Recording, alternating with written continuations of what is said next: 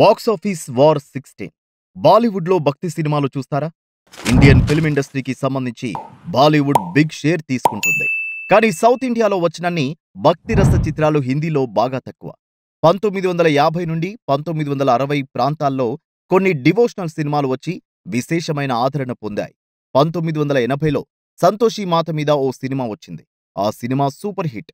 ఇతర భాషల్లో కూడా డబ్ చేశారు, రీమేక్ చేశారు. అన్ని చోట్ల ఆ సినిమా ఘన విజయం సాధించింది. అప్పట్నుంచి బాలీవుడ్ ప్రేక్షకులు సరైన డివోషనల్ సినిమా కోసం ఎదురు చూస్తున్నారు. ఆ మధ్య వచ్చిన ఆదిపురుష్ పూర్తిగా నిరాశపరిచింది. కన్నప్ప సినిమా తమ ఎదురు చూపులకి తగిన సమాధానం ఇస్తుందని హిందీ మార్కెట్ ఆశపడుతుంది. అక్షయ్ కుమార్ శివుడి పాత్ర పోషించడం, ప్రభాస్ ఇంపార్టెంట్ క్యారెక్టర్ చేయడం, దానికి తోడు మహా శివభక్తుడి కథ కావడం కన్నప్పకి ప్లస్ పాయింట్స్ అయ్యాయి. బాలీవుడ్లో సెన్సేషనల్ సక్సెస్ సాధిస్తుందని అందరి అంచనా.